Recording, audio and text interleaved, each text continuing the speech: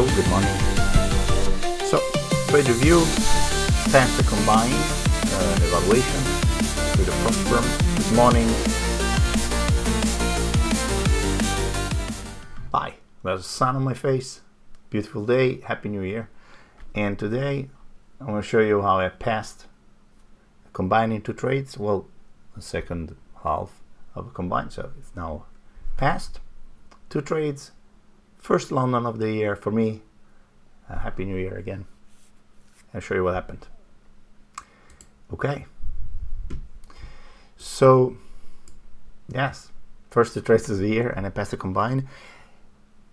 It's the good news, it's nice, but the disappointment is that I got to the PC looking for a trade and I took it on the combine and not my personal account. Would have been better to take trades first on my personal account and then work for the combines, but yeah, celebration time anyway. Now let me show you that it actually happened, or later, I'll show you later. Okay, so let's see what. So I was up yesterday when basically the New Year's candle opened. So price reopened yesterday, 1st of January, well, and at 6 p.m. yesterday, which is midnight my time. I saw this gap, we created a gap, then we could not continue, came down, took previous day low, and then we started the Asia session. And then what happened? When I got to the charts, I arrived here at around 2:30. And I was trying to form a bias. So this the 10 p.m. to 2 a.m. candle close, very bullish, strong bullish signal. We had the previous day high here with this huge crash, if you remember. And during the overnight session, so the Asia session, we climbed back up. Almost 300 points. So it was quite a huge recovery. And if you visually, you see this level, you immediately should think, oh, this is a Fibonacci level, right? Because if you take it from here,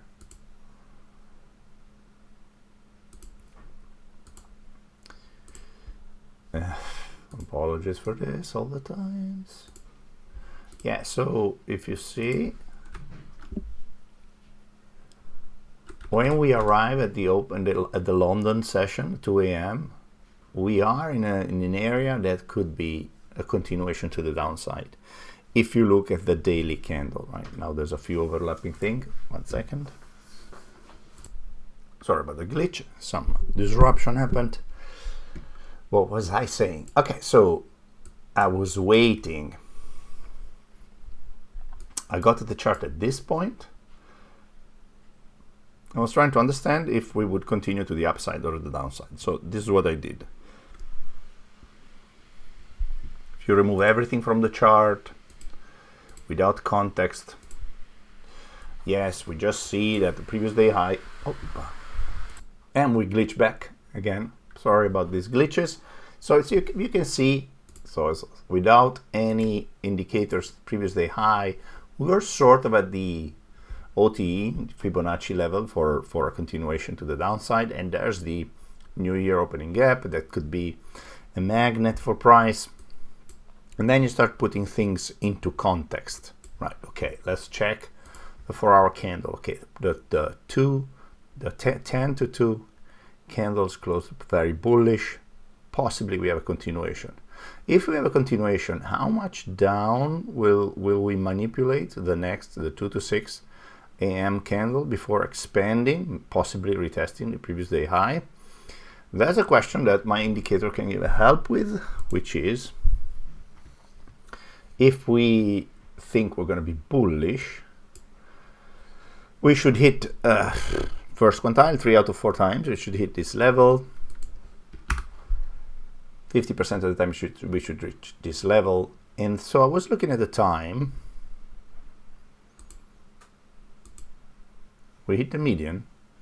I was looking at the 5 minutes, and specifically the 5 minutes because a lot of noise and false starts gets filtered by looking at the 5 minutes. So recently I've been more and more relying on, before entering the mindset of entering a trade, I only look at the 5 minutes, and it has been working. Of course, you need to a little bit anticipate it, because the 5 minute, once then it kicks off, it will leave you in the dust, right? Sometimes. So, okay, so we're here. So here I formed this idea.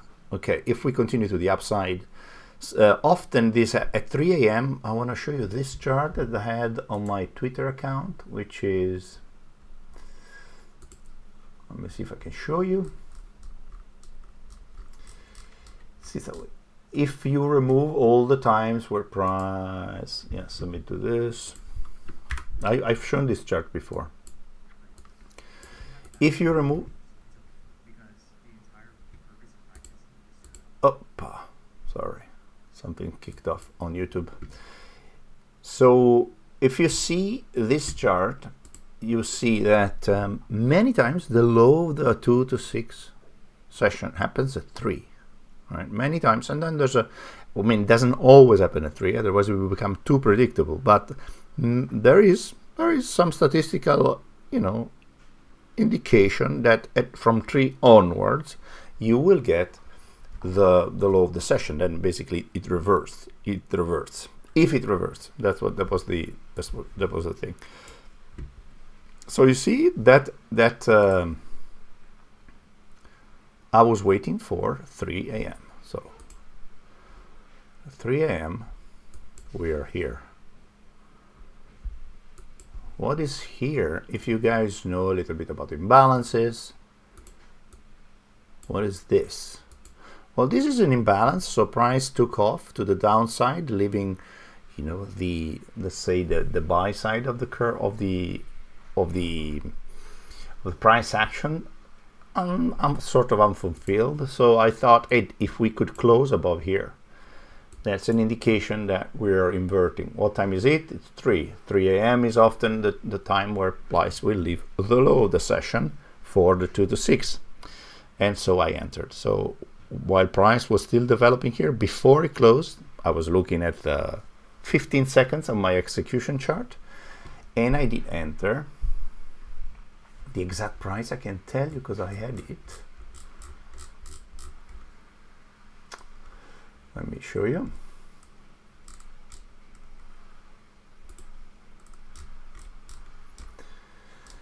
I did enter. Yeah, at 365.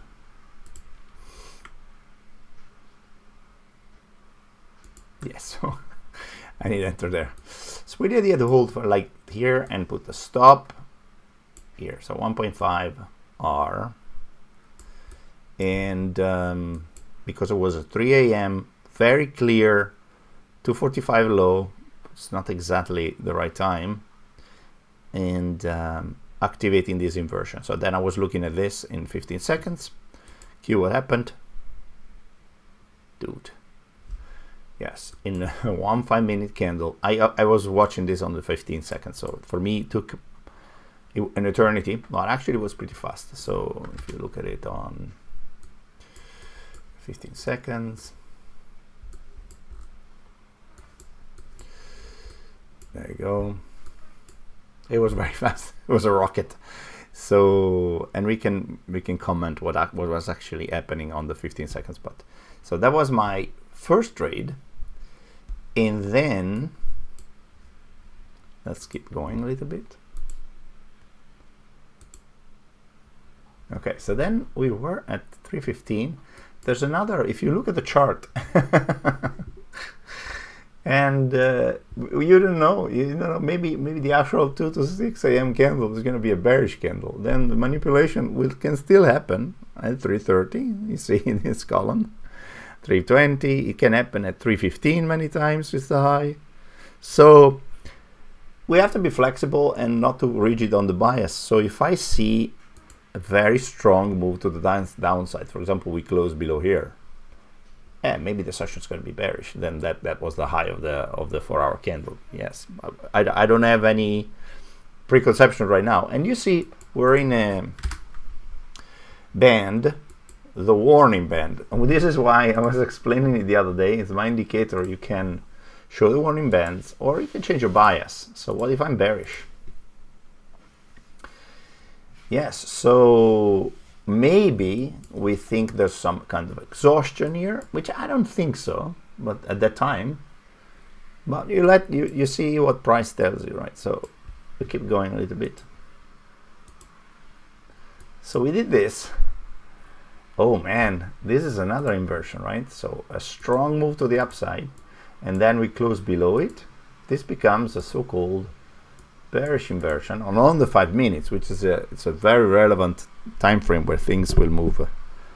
Let's say it's less prone to being counterfeit. Let's just say like that. So when I was looking at this on the 15 seconds, I thought, okay, if we get a method of retracement in exactly 330, right? So this is 325. So if at 330 we see a little bit of a retracement, what I was planning, I set a limit here. The stop was placed in the lower time frame, and maybe holds like this. So that was the trade that I was planning. And actually, maybe we can go to lower time frame and look at it. Well, it maybe makes sense to do it on the 1 minute. All right. Oh, this is, of course, is the still price developing, because it doesn't sync. Such a pity. But you can see it here basically. So I was drawing this trade, and I thought actually this was here. Okay, we are most likely gonna breach. We closed below the 5 minute close to 325. We closed below here. I thought, if we retest, we enter. And so I enter short. And then my target was like basically the combined would lock at 53,000, so passing the evaluation, and it just basically took profit once the threshold was hit. So that was the second scalp. Let's see. Oh, now it just played it out. But what happened? I took basically this short until it locked me out. All right, so that was the second trade. I can show you because I have it in front of me. Let's see if I can show you. Those were the two trades and the passing thing. Let me see.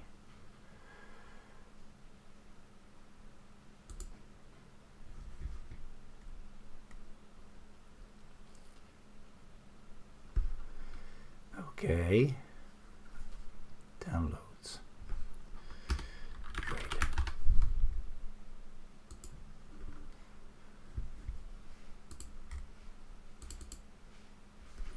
All right, that's it. See, I did 1,500 in two trades, those two trades, and 53,000 at the top. So this combined is passed. I was 1,700 up 1,700 on that one. Yesterday I did, no, not yesterday, but last day of the year I did take some nice trades, made 700 I thought, and so the trade was done. Now the thing is, this 4-hour candle is still in development, and it will end at 6. So how will it end?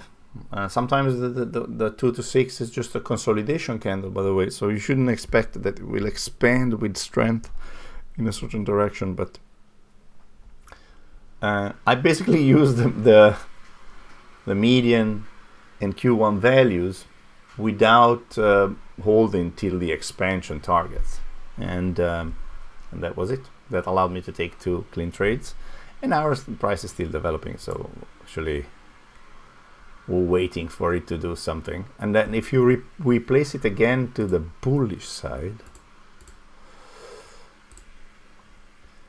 We now did pierce the median. We almost touched the Q3.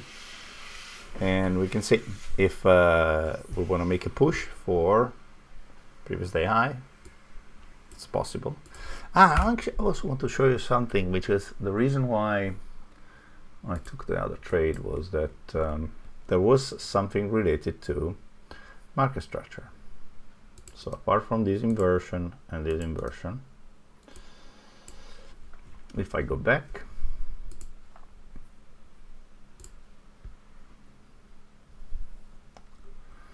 yeah, even earlier,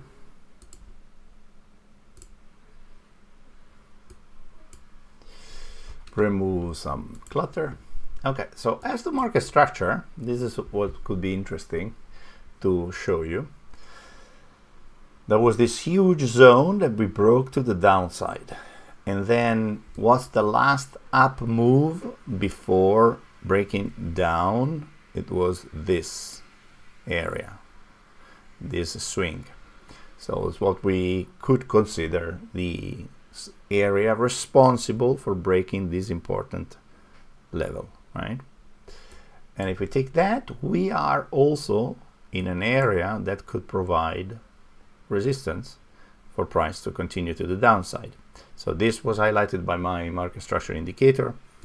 If you're interested in this, link is in the description to sign up. You can get the free one, which won't highlight the SNDRs and origins, but it will show the market structure.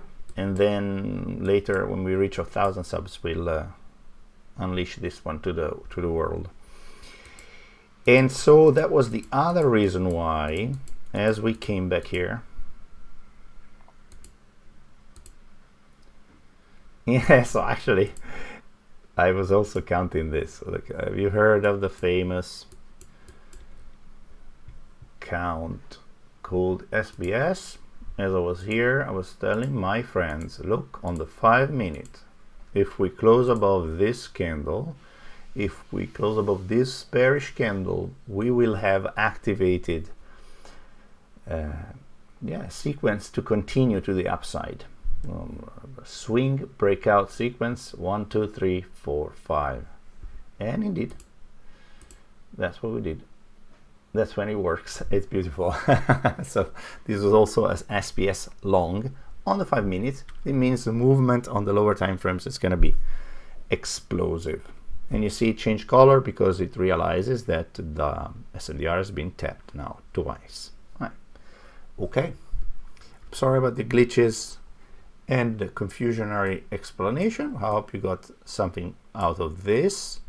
2 wins for me, 1 evaluation passed, and on to the next session. For me, time for the gym. Let me see if I can say hi. Ciao. See you guys soon. Thanks for watching. Bye.